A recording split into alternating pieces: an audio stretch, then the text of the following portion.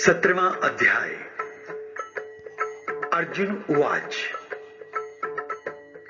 अर्जुन ने श्री कृष्ण से कहा, हे श्री कृष्ण, जो मनुष्य शास्त्र विधि को त्याग कर श्रद्धा से युक्त हुए देवादि का पूजन करते हैं, उनकी स्थिति फिर कौन सी है? सात्विकी है, राजसी है या फिर तामसी? श्री भगवान उवाच। श्री भगवान बोले, हे अर्जुन, मनुष्यों की वो शास्त्रीय संस्कारों से रहित केवल स्वभाव से उत्पन्न श्रद्धा सात्विकी, राजसी तथा तामसी ऐसे तीनों प्रकार की ही होती है।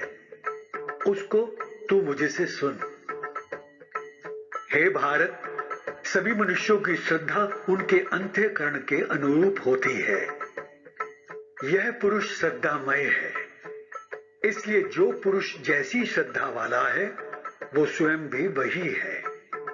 सात्विक पुरुष देवों को पूजते हैं, राजस पुरुष यक्ष और राक्षसों को तथा अन्य जो तामस मनुष्य हैं वे प्रेत और भूतगणों को पूजते हैं। जो मनुष्य शास्त्र विधि से रहित केवल मनः कल्पित घोर तप को तपते हैं तथा दंभ और अहंकार से युक्त एवं कामना, आसक्ति और बल के अभिमान से भी युक्त हैं, जो शरीर रूप से स्थित भूत समुदाय को और अंतःकरण में स्थित मुझ परमात्मा को भी क्रश करने वाले हैं, उन अज्ञानियों को तू आसुर स्वभाव वाले जान। भोजन भी सबको अपनी अपनी प्रकृति के अनुसार 3 प्रकार का प्रिय होता है, और वैसे ही यज्ञ, तप और दान भी 3-3 प्रकार के होते हैं। उनके इस पृथक पृथक भेद को तू मुझसे सुन। आयु, बुद्धि, बल, आरोग्य, सुख और प्रीति को बढ़ाने वाले, रसयुक्त, चिकने और स्थिर रहने वाले तथा स्वभाव से ही मन को प्रिय ऐसे आहार अर्थात भोजन करने के पदार्थ सात्विक पुरुष को प्रिय होते हैं।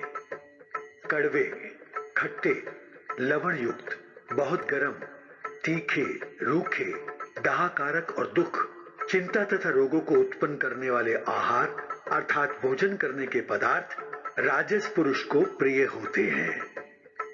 जो भोजन अधपका, रस रहित, दुर्गंध युक्त, बासी और उच्छिष्ट है तथा जो अपवित्र भी है, वो भोजन तामस पुरुष को प्रिय होता है। जो शास्त्र विधि से नियत यज्ञ करना ही कर्तव्य है, इस प्रकार मन को समाधान करके फल न चाहने वाले पुरुषों द्वारा किया जाता है, वो सात्विक है। परंतु हे अर्जुन, केवल दंभाचारण के लिए अथवा फल को भी दृष्टि में रखकर जो यज्ञ किया जाता है, उस यज्ञ को तू राजस जान। शास्त्र विधि से हीन, अन्नदान से रहित, बिना मंत्रों के, बिना दक्षिणा के और बिना श्रद्धा के किए जाने वाले यज्ञ को तामस यज्ञ कहते हैं। देवता, ब्राह्मण, गुरु और ज्ञानी जनों का पूजन, पवित्रता, सरलता, ब्रह्मचर्य और अहिंसा, ये शरीर संबंधी तप कहा जाता है। जो उद्वेग न करने वाला, प्रिय और हितकारक एवं यथार्थ भाषण है तथा जो वेद शास्त्रों के पठन का एवं परमेश्वर के नाम जप का अभ्यास है, वही वाणी संबंधी तप कहा जाता है। मन की प्रसन्नता, शांत भाव, भगवत चिंतन करने का स्वभाव, मन का निर्भय और अंतःकरण के भावों की भली भांति पवित्रता, इस प्रकार ये मन संबंधी तप कहा जाता है।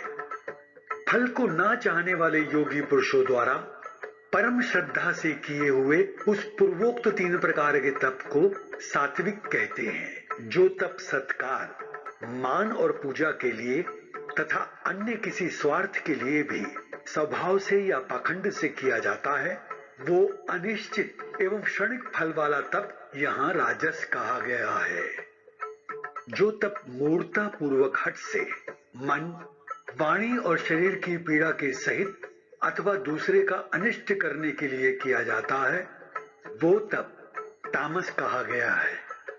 दान देना ही कर्तव्य है। ऐसे भाव से जो दान देश तथा काल और पात्र के प्राप्त होने पर उपकार न करने वाले के प्रति दिया जाता है, वो दान सात्विक कहा गया है। किंतु जो दान कलेश पूर्वक तथा प्रत्युपकार के प्रयोजन से अथवा फल को दृष्टि में रखकर फिर दिया जाता है, वो दान राजस कहा गया है।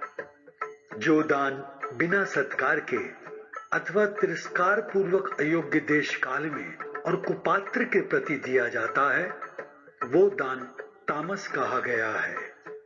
ओम तत् सत, ऐसे ये 3 प्रकार का सच्चिदानंद घन ब्रह्म का नाम कहा है। उसी से सृष्टि के आदि काल में ब्राह्मण और वेद तथा यज्ञादि रचे गए। इसलिए वेद मंत्रों का उच्चारण करने वाले श्रेष्ठ पुरुषों की शास्त्र विधि से नियत यज्ञ, दान और तप रूप क्रियाएं सदा ओम इस परमात्मा के नाम को उच्चारण करके ही आरंभ होती हैं। हे पार्थ, तत् अर्थात तत् नाम से कहे जाने वाले परमात्मा का ही ये सब है। इस भाव से फल को ना चाहकर नाना प्रकार की यज्ञ, तप रूप क्रियाएं तथा दान रूप क्रियाएं कल्याण की इच्छा वाले पुरुषों द्वारा की जाती हैं। सत, इस प्रकार का यह परमात्मा का नाम सत्य भाव में और श्रेष्ठ भाव में प्रयोग किया जाता है। तथा हे पार्थ, उत्तम कर्म में भी सत्य शब्द का प्रयोग किया जाता है। तथा यज्ञ, तप और दान में जो स्थिति है, वो भी सत इस प्रकार कही जाती है। और उस परमात्मा के लिए किया हुआ कर्म निश्चय पूर्वक सत ऐसे कहा जाता है।